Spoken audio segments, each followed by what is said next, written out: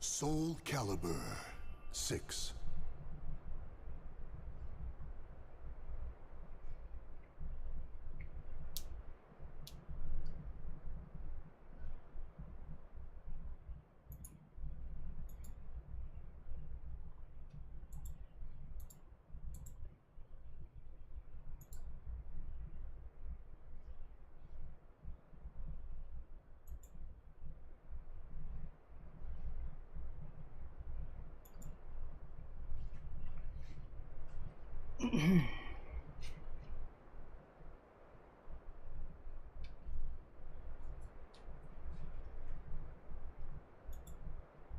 What's up, guys?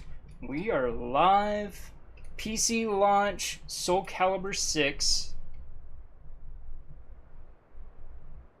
Getting a first look, and we're running it at an internal resolution of 4K, and the external resolution is at 1920 by 1080, and then that's scaled in the Streamlabs OBS.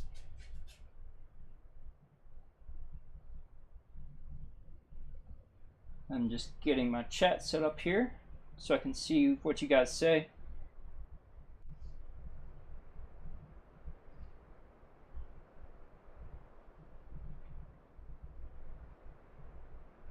All right. I believe that's got it.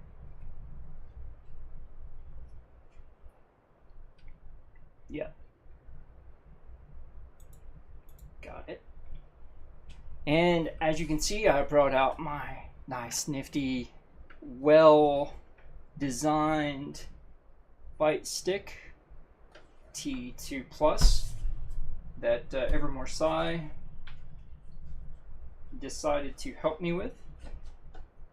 And it is an homage to all the characters that I love to play in fighting games, or that I've competed with in tournaments in fighting games. And yeah, we got Nightmare right there. Soulcalibur 2 Nightmare.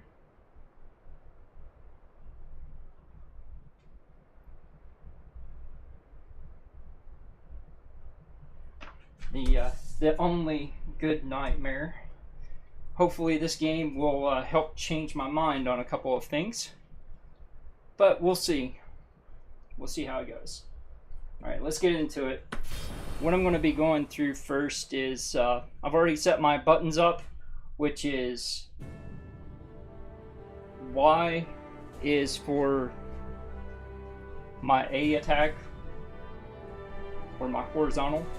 B is for my vertical attack, or rather, X is for my horizontal attack. Y is for my vertical attack, and right bumper is for my kick, and then A is for my guard, and then I have access to, from there, my left bumper is for throw, my B button is for reversal edge, and my right trigger is for soul charge.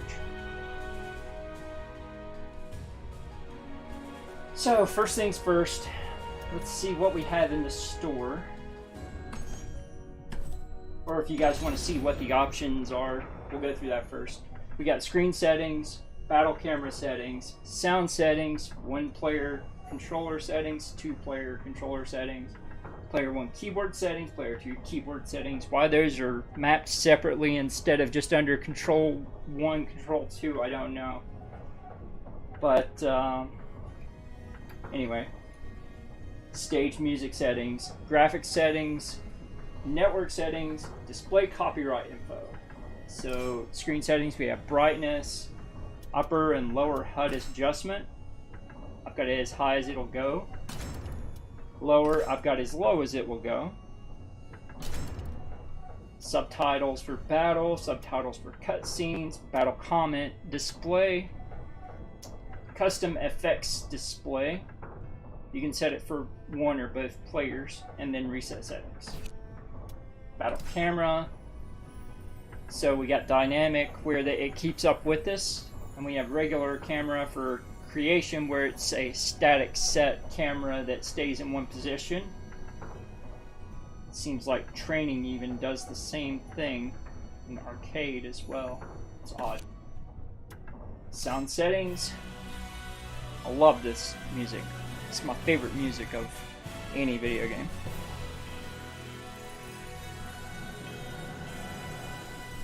It's just so epic and scaled and orchestral, and it's just flowing. We got music volume, sound effects volume, character voice volume, narration voiceover volume, and switch languages. We have English and Japanese. Alright, like I said, this is how I have my controls set up. It's a modification of Type B, which is arcade style. So you got your 3 in a row, and then you got your guard underneath. Because I don't play on control pads. Never have, never will. I don't care how much they try and cater it to us. Keyboard controls.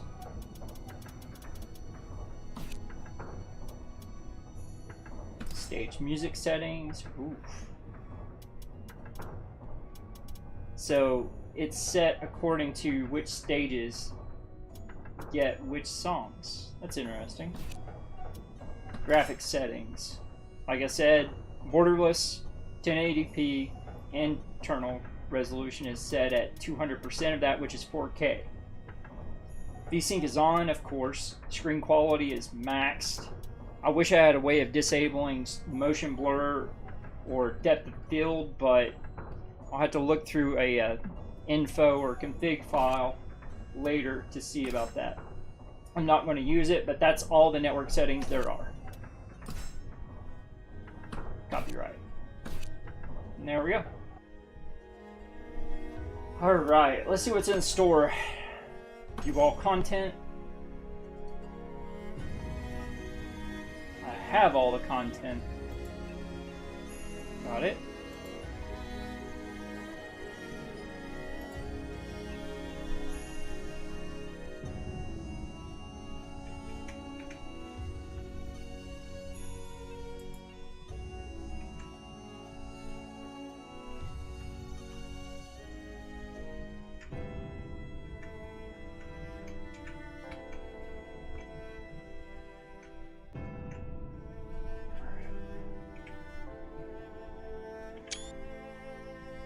Let's get rid of this overlay.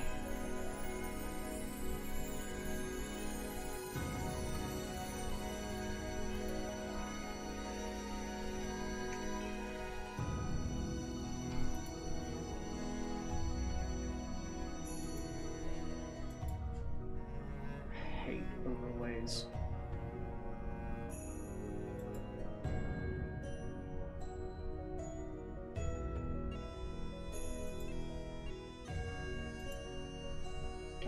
Steam overlaying game. I will put the FPS counter in the game though. Top left, that's fine. No, we'll put it bottom left. That'll work. Alright.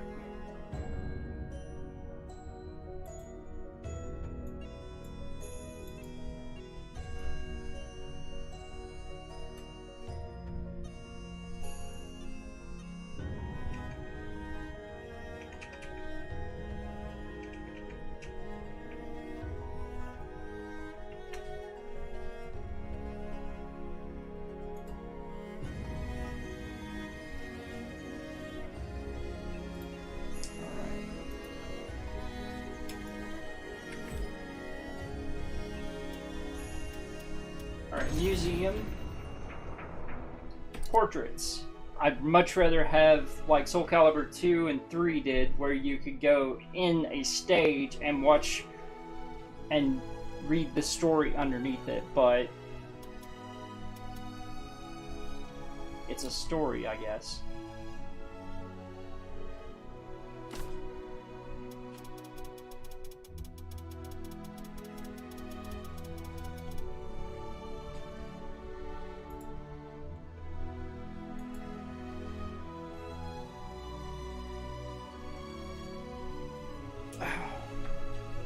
Guys, just remember though, if my legs get to throbbing too much or I've got blood clots, I will be sitting down. I'm standing right now and I have my adjustable power desk raised up so it's at arcade level or close to arcade level. Arcade would be a little bit lower. Yeah, we'll do it like that. There we go.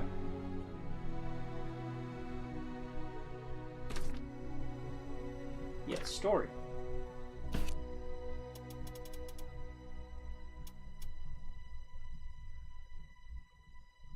Frederick.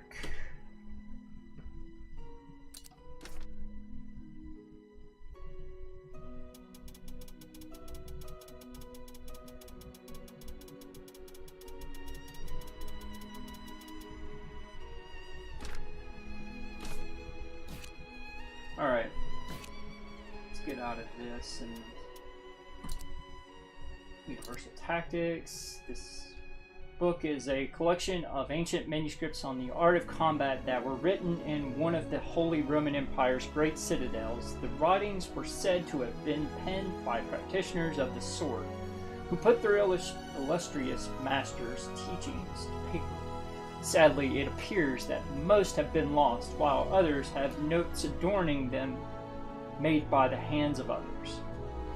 The originals detailed techniques designed for adepts who have already gone through practical training. So many fundamental motions go largely unmentioned, with this book being a selection of said works. A reader seeking to find information on the basic handling of weapons shall find it wanting. Given that various notes and adjustments to the manuscripts are attributable to later scholars, it is often difficult to discern the original author's intentions. However, as a window into the thoughts and philosophies of an ancient warrior heading into battle, hopefully these writings can be of use.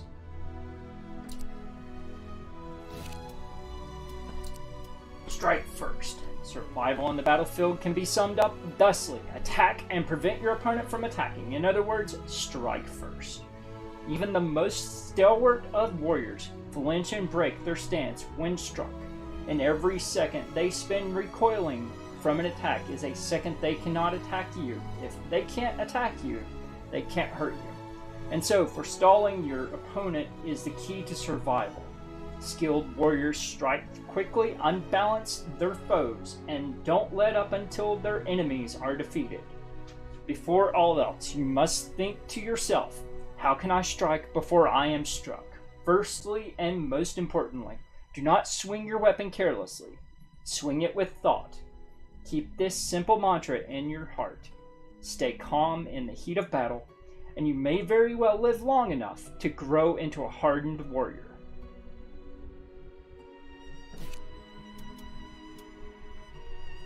Interesting. So this is just text. There's no actual training mode or tutorial mode. It's just information. A lot of reading. Soulcalibur, the reading game. Spared no expense with all those large words.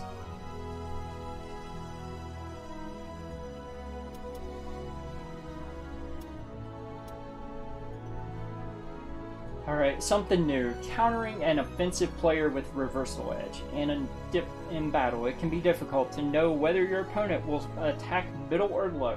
If you have trouble deciding how to guard, press RB to perform a reversal edge. That's not going to be what mine is. Mine is B. You will go into a special stance that allows you to block high, middle, and low attacks. Once the opponent has finished their offense, you will automatically counter it. If the counter lands, your transition into a reversal edge clash can potentially deal even more damage. Time your counters. Press and hold B to stay in this stance longer, therefore extending the amount of time you can defend, even if your opponent goes for a 2 or a 3-input combo, you will block it. By holding the button for as long as possible, you can move into a clash even if your reversal edge counter is blocked. 3.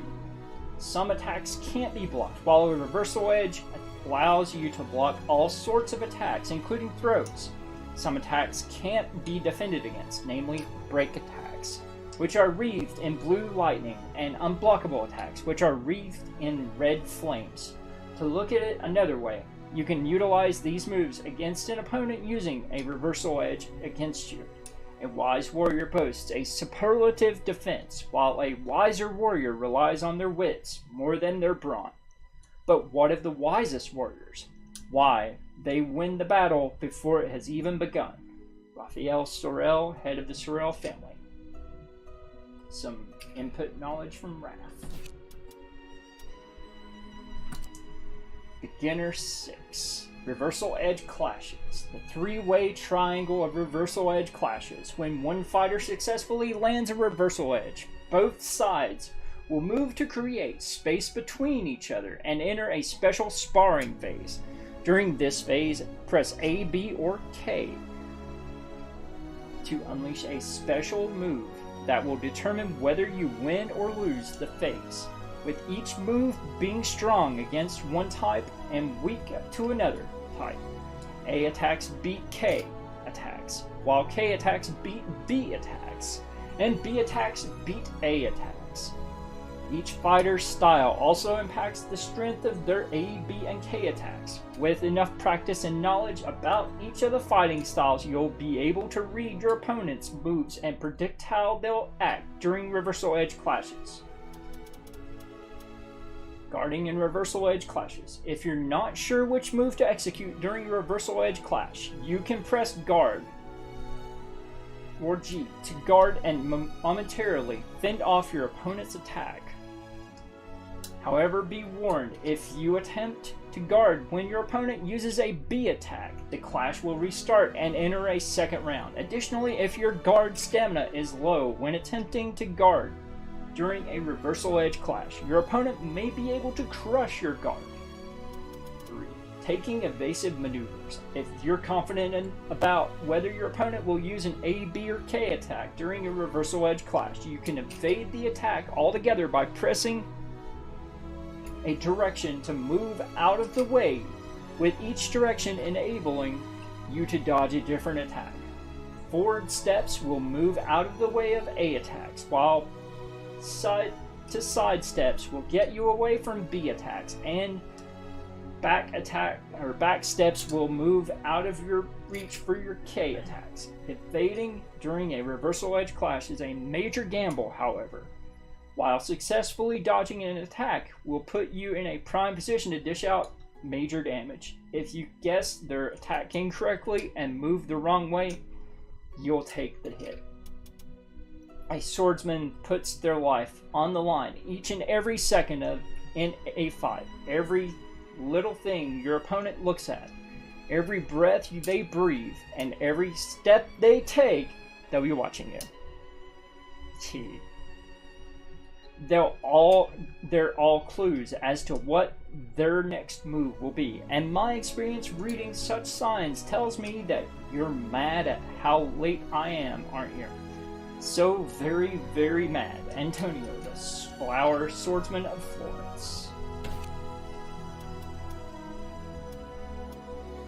Critical edges.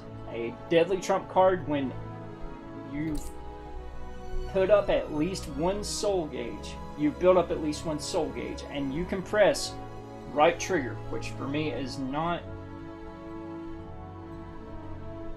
to execute a critical edge. If it successfully lands, you'll deal massive damage to your opponent, making it a key asset in your offensive arsenal as a fighter. Fighting style effects on critical edges. Critical edges have different properties depending on the fighting style that's used. You can learn more about these different properties and how to apply them by consulting the character fighting styles in this combat lessons menu. quickly building up soul gauge. The faster you can build up soul gauge, the more opportunities you'll have to execute critical edges that can lead you to victory in battle. To that end, while attacking and taking damage as normal, will slowly build up soul gauge over time. Pulling off reversal edges is one way to expedite the process and accumulate a lot of soul gauge very quickly. Every swordsman, young and old alike, yearns to discover a powerful attack that will fell even the mightiest foes in one hit. But before thinking of ways to move an attack, one must first come up with a memorable name for it, a name that will be known in infamy throughout the land, a nameless swordsman.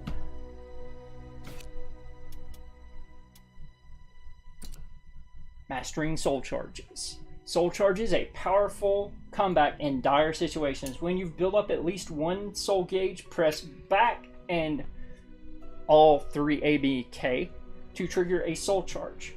In this state, you'll be able to unleash special soul charge moves that are more powerful than your normal attacks for a limited time. Plus, even if your opponent tries to guard your attacks, your hit will cause chip damage and drain their life, enabling you to stay on the offensive. Desperate times call for desperate measures. When you activate a soul charge, the soul gauge will turn into a timer that displays the amount of time remaining before its effects will dissipate. The shockwave that's triggered when a soul charge is first activated will also push the opposing fighter away.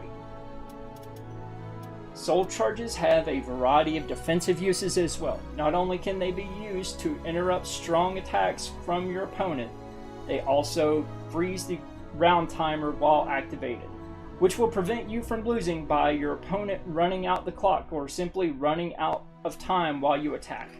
Mastery of all of these different applications will therefore help you go far in battles.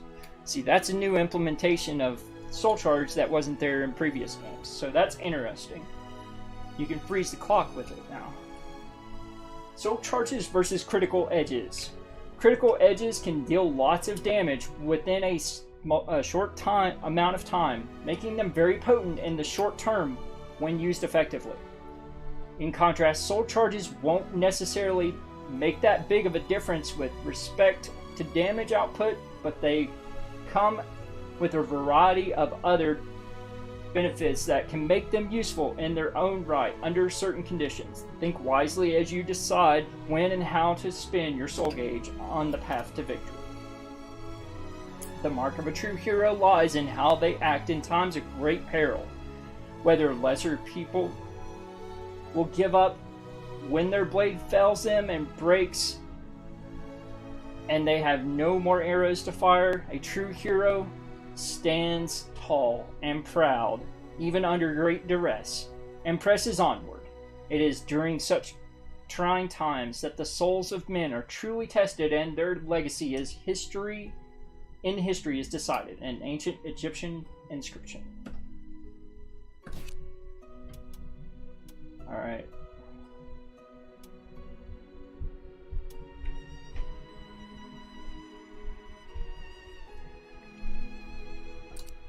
Stun combos. Air combos aren't your only option for stringing together attacks. Another way to start a combo involves stunning an opponent. That happens when yellow zigzags appear after an opponent has been struck, which signify that they've become momentarily paralyzed. While stunned, a fighter is typically rendered completely defenseless. Attacking them while they're in this state will trigger a stun combo. If a stun combo, a follow-up attack is treated as a counter hit. As a result, every move that can be used in a combo during counter hits can be performed during stun combos as well. However, in a stun combo, each attack will only stun once, meaning that you have to use different attacks in order to keep your opponent immobile. Down follow-up attacks. Another way to dish out a combo is by using an attack that knocks an opposing fighter to the ground or away from you, and then following up with additional hits after the initial strike. Nevertheless, these combos aren't foolproof and are best used sparingly, as they can be countered by the opponent performing an ukemi to evade your attacks. The battle began with the loud, thunderous roar of cannon fire. The Adrian closed the gap to its prey in short order. Soon enough, the other pirates, thirsty for blood, rushed aboard the other ship. But it was only when our captain followed behind them, his two great blades unsheathed, that the real tragedy began for those unlucky enough to cross our paths. Fernando Hidalgo, Chronicles of a Seafarer.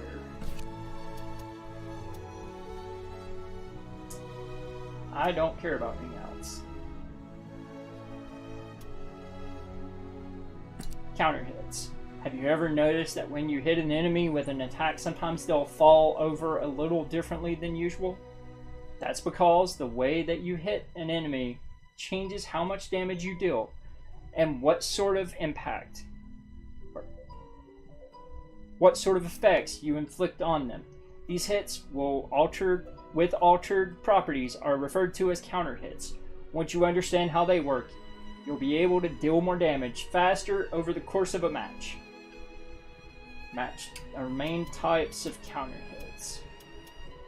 There are two main types of counter hits that you'll encounter during a match: attack counters and run counters. Attack counters are triggered when you manage to hit an enemy as they're attacking before their attack is fully released. These counters increase the damage of your attacks. Depending on the move you use, attack counters can also make enemy fighters lose their balance more than usual and be used to begin a combo. Run counters, on the other hand, are triggered when you hit an enemy with a horizontal attack as they're moving around in the ring with an 8-way run. They also occur when you hit an opponent with an attack, horizontal, or counter. My phone is going nuts.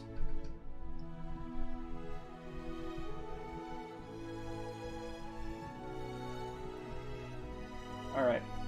Run counters aren't triggered when the enemy is moving in the forward direction. Consistently triggering run counters relies on your ability to predict your opponent's movements and react accordingly with an attack that will stop them in their tracks. Impact counters. Impact counters are a special type of counter hit that are triggered when you land an attack on an opponent that can't be cancelled out by guard impact or reversal edge. Break attacks are often best used in a match in order to trigger impact counters. Everything in life has its time and place. There's no need to rush things. The 24 histories containing a Chinese phrase that embodies this well. Wo Xing Chan Dan. It means to wait patiently and endure hardships as they come along until the time is right for you to strike back and have your revenge. Oh, come on. Don't look at me like that. I promise I'll make you more mooncakes tomorrow. Li Mime. Good lord. That is crazy. Alright, it's not stopping.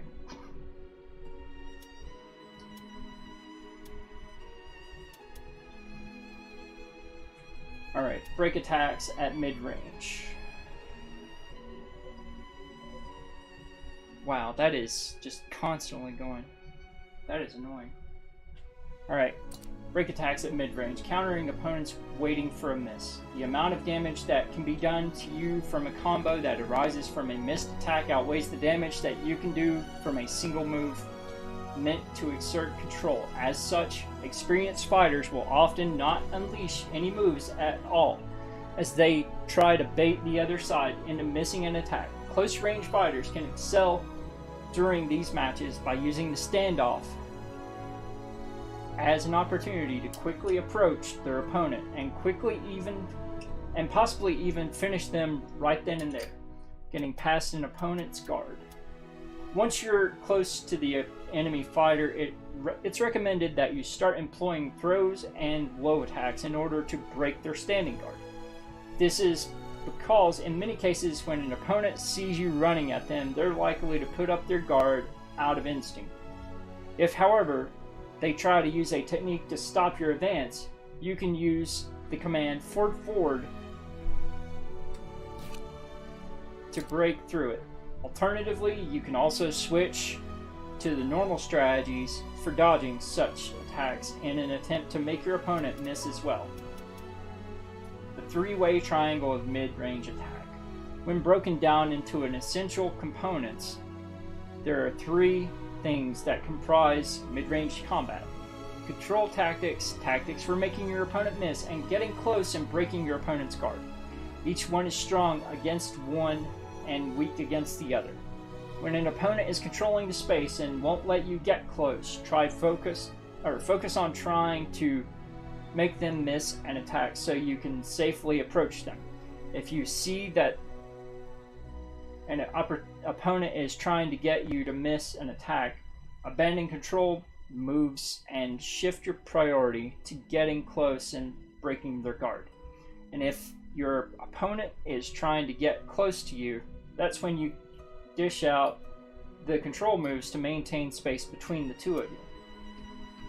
Once you've mastered the ability to read these situations and can act accordingly in the heat of battle, you'll be on your way to becoming an advanced player. Completely isolate yourself from the world around you. 2. Through conflict and equilibrium, create an environment of total and utter stagnation, repeat the cycle, attain harmony, and live for all eternity. Secrets passed down among a clan of outcasts. Crushing an opponent's guard. Guard limitations. Although guarding will save you from losing life to an opponent's attack, it can also drain your limited supply of guard stamina. Once your remaining guard stamina runs low, your health gauge will begin to glow. Initially, it'll glow yellow, but if you continue to guard, it'll glow red and aggressively flash. If you persist and continue to guard, your guard will crush, leaving you wide open to an attack from your opponent. You should therefore be careful to limit the amount of attacks you need to directly guard against, while at the same time making sure your continuous guard against your attacks to drain their guard stamina. It's also worth noting that things like guard impacts and reversal edges also consume a small amount of guard stamina when used. Properties. When you attack an enemy whose guard has been crushed, the hit will have the same effect as a typical attack counter. As a result, moves that you can use to start combos only when they act as counter hits can also be used to start combos against fighters with their guards crushed. However, small quick attacks that deal little damage will not crush an opponent's guard, even if your opponent only has a small amount of guard stamina remaining. Likewise, while big attacks with long execution times can be used to crush their guard, the slow recovery makes it difficult to successfully follow up with additional attacks afterwards. Guard crushing tips and counters. One of the primary ways to crush an opponent's guard is to make them defend against big attacks. Since lumbering heavy moves that deal more damage reduce guard stamina more than weaker attacks. On the other hand, if you find yourself confronted with a fighter who's intent on crushing your guard, you can stop them with 8-way run to dodge their attacks, or with a reversal edge to counter them. Using a soul charge or interrupting their attacks with a faster one of your own are also viable strategies. Once a fighter has had their guard crushed, their guard stamina will fully recover. Because each fighter's guard stamina amounts are carried over between rounds, it can be strategic to avoid crushing a fighter's guard in one round so you can more quickly do so in the next. Lethal hits. Under specific circumstances, certain attacks will cause what's known as a lethal hit when they connect. When a lethal hit occurs, your opponent's movements will slow down, allowing you to perform even deadlier combos than usual. You'll also receive a bonus boost to your soul gauge. All told, the effects of lethal hits can enable you to shift a fight greatly in your favor. As a special effect, when a lethal hit occurs, your opponent's equipment will break, but this has no actual effect on their defense or other parameters. Be nice if it did. Lethal hit activation requirements. Lethal hits can only be triggered using moves within each fighting style that are specifically designed for that purpose. Beyond that, specific requirements that are unique to each move must be met with respect to how they hit the target in order for a lethal hit to be triggered. Simply put, lethal hits are an advanced gameplay system designed for experienced players that requires careful planning in order to pull off. Nevertheless, the harder a lethal hit is to perform for a given move, the greater the soul gauge bonus is when triggered, making them well worth your while to pursue when you feel ready for them. Thank you for the host bounty. Welcome to any of Bounty's viewers. We are getting into the beginning of understanding the changes in Soulcalibur VI. Finding opportunities for lethal hits. The first thing you need to do when trying to incorporate lethal hits into your combat routine is to determine which moves within your fighting style are capable of triggering them. To do that, consult the lethal hit tab within your fighting styles move list. Okay, so they have things marked off separately on that, and that's kind of cool.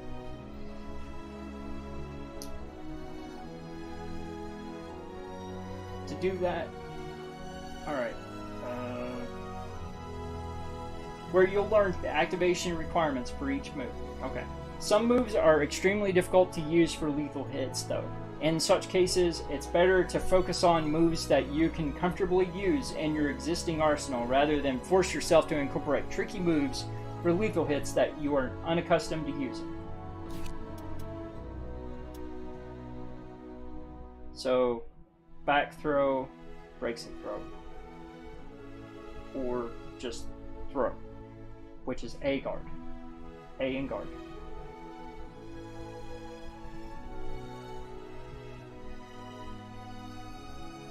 Alright, break attacks. Powerful attacks capable of breaking an opponent's guard are signified with blue lightning that appears when executed. Generally speaking, they can be performed by pressing LB. Well, LB. LB being A and B. Although each fighting style has multiple other attacks capable of breaking an opponent's guard as well. Critically, these attacks have the ability to break through reversal edge and guard impacts. They also allow you to act first after an opponent blocks them. Using break attacks. Break attacks are slow to execute. Without careful strategic planning, your opponent can easily dodge them or counter them with quick attacks. As a result, it's best to use them with discretion and wait for your opponent to trigger a reversal edge or guard impact before executing a break attack. This makes break attacks ideal after you've hit your opponent already, when their instincts will likely tell them to assume a defensive position. Again, the fact that you can move again first, even after a break attack is blocked, is another good reason to wait until your opponent is acting defensively before using them. Once you've made your opponent block your break attack, you can do a short combo like AA or BB to follow up with some quick hits. Special break attack properties. Once you've blocked a break attack, you will be temporarily unable to block. When that happens with certain break attack techniques, there are instances where your opponent's next attack are guaranteed to hit. In very rare cases, there are attack strings that can take advantage of this property to deal massive damage when the conditions are just right. Guard impacts. So, forward and guard.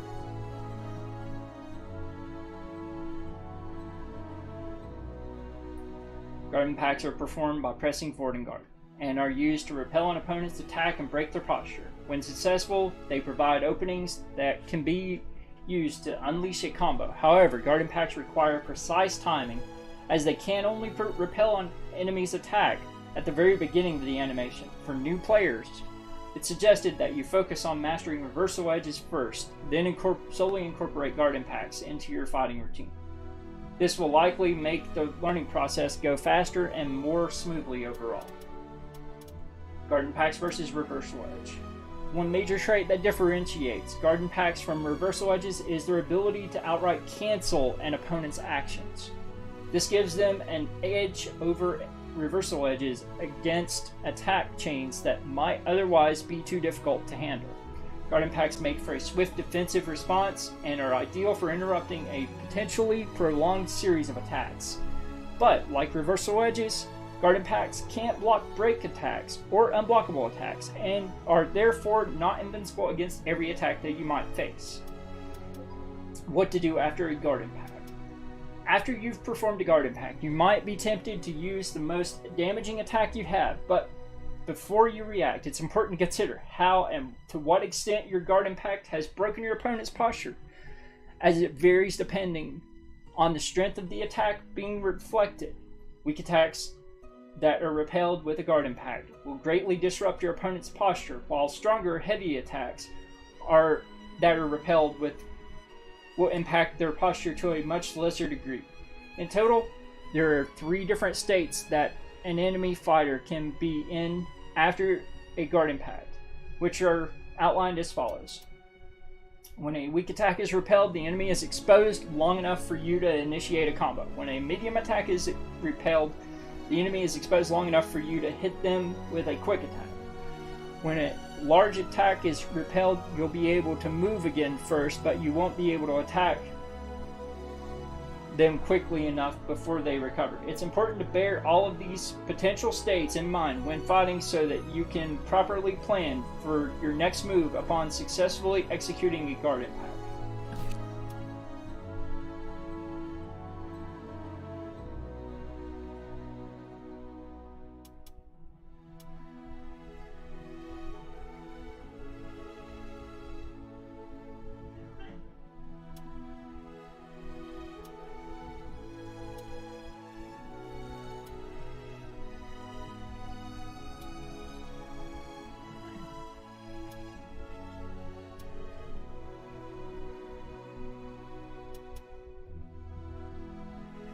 And that's something new too that they've added in this one, chip damage.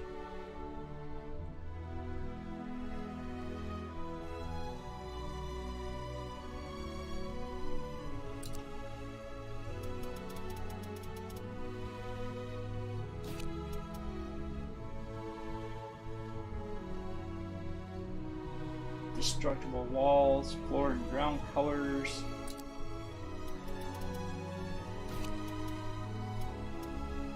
And that's that. Alright. Combat lessons.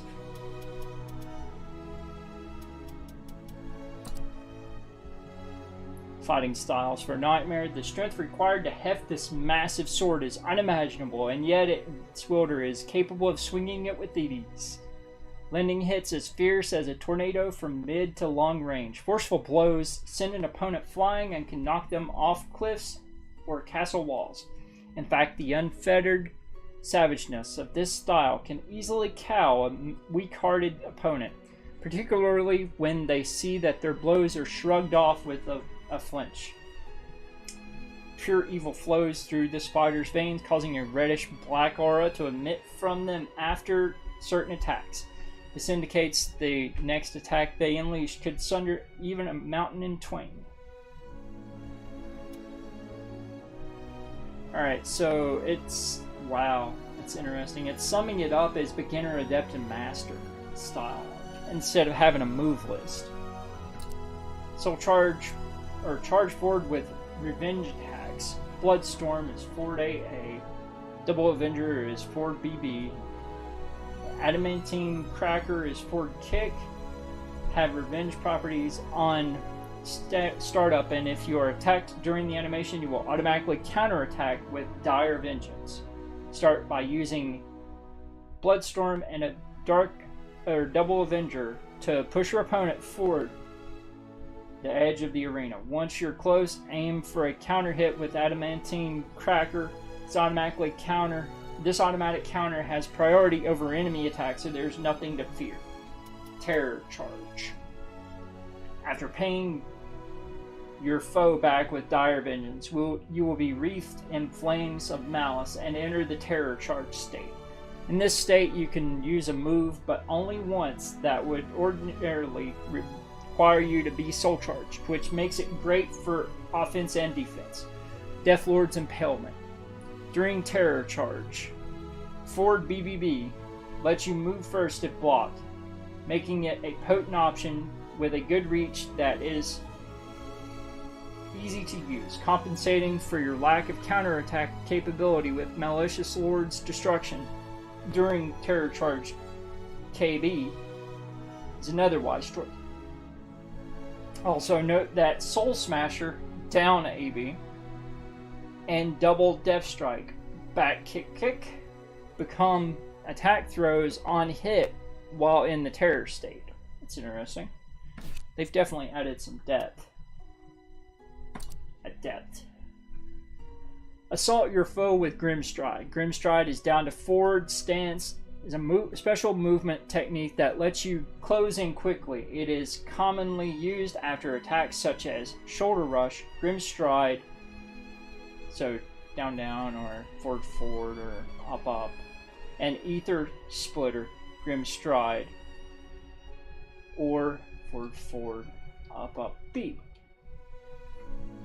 From here, you can use Grim Launcher during Grimstride B, which does a great deal of guard stamina damage and puts heavy pressure on your opponent. Flowing from Grimstride, if you are targeted by a vertical attack during Grimstride, use the Guard Impact technique. Grim Fang during Grimstride A. If your opponent is wary of Grim Launcher and Grim Fang, do nothing during Grimstride and end by crouching to mix up either the middle attack, Upper Claw, while rising, or the low attack, Flapjack, while crouching. Nightside Stance for Master Style Lesson. If you use nothing but wide swings, your opponent will catch on sooner or later. By using a special stance, you can unlock more of this style's potential. You can change into Nightside Stance by using Plague Spreader, Nightside Stance, hold A, okay? Or Bloodstorm, Nightside Stance, forward hold A. Then wait for a chance to counter hit with Night Front Kick, which is during Nightside Stance kick.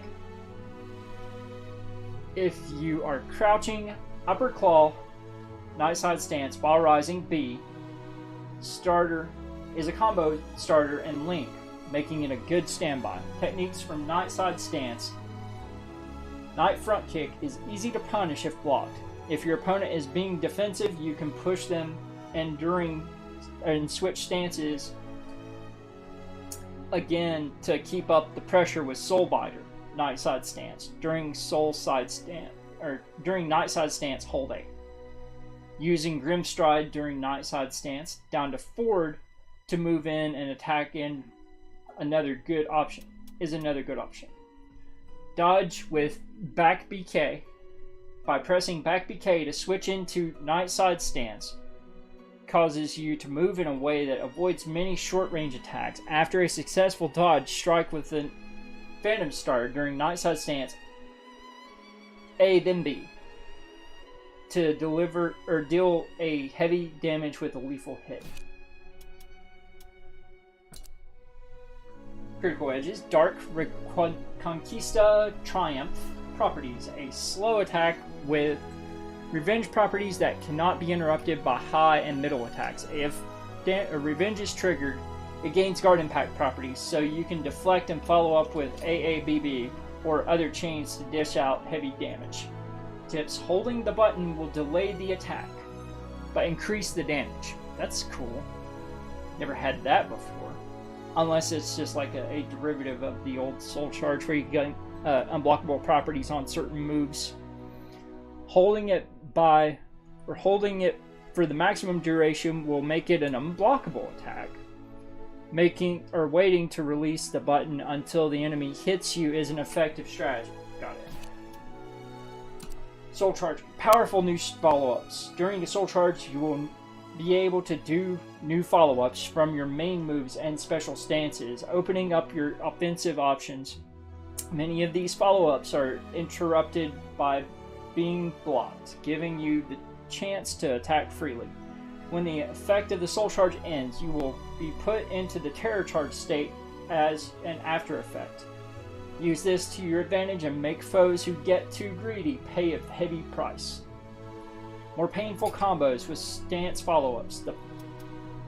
The moves added by Soul Charge can beef up your already devastating combos. You'll have many chances to land Phantom's Lord's Grammadia during Nightside Stance. B, A, B. So it's B then A then B. As a combo after Death Smash Nightside Stance, which is down hold B, and Upper Claw Nightside Stance while rising B. Mightier counterattacks from Dire Vengeance during a Soul Charge. If Vengeance is activated by moves like Bloodstorm, forward 8A, or Adamantine Cracker, forward kick, the resulting Dire Vengeance will be a lethal hit. With good positioning, a Grim Lord's Auto da Fe during Grim Stride kick can turn into a ring out or a wall combo, so keep in mind. Reversal edges. Alright, a follow-up with A wide high slashing attack. This does heavy guard stamina damage and can result in a guard crush. However, if the guard crush fails, expect it to be counterattacked. Following up with B. Switches to Nightside Stance after attack. If the guard crush is successful, you can follow with other Nightside Stance moves. Okay? Following up with K. Becomes an attack throw on hit and activates Terror Charge. This move is easy to counterattack if blocked. Oh, that's kind of cool. Alright.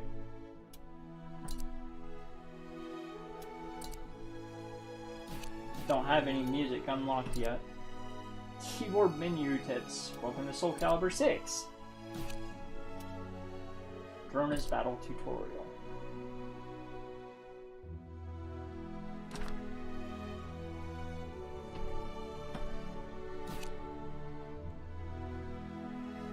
Special choices in the spirit scales. Food? What? Food?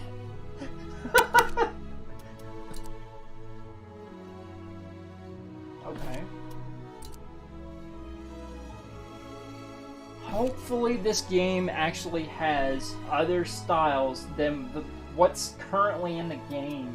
That's what I want. I want like Soulcalibur 3's type of customization for the extra styles and move sets. Maybe you have the option to like change hands so moves look differently when they're performed. For when you do a custom fighter and choose a style, maybe you can choose a different hand. That'd be cool.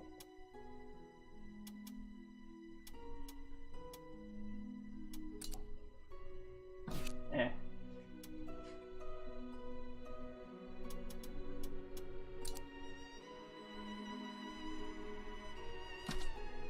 Not unique because it's off of existing character move sets.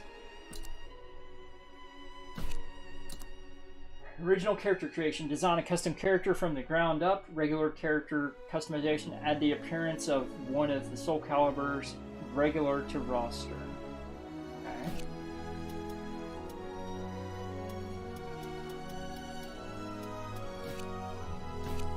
Alright. I think we're through the museum.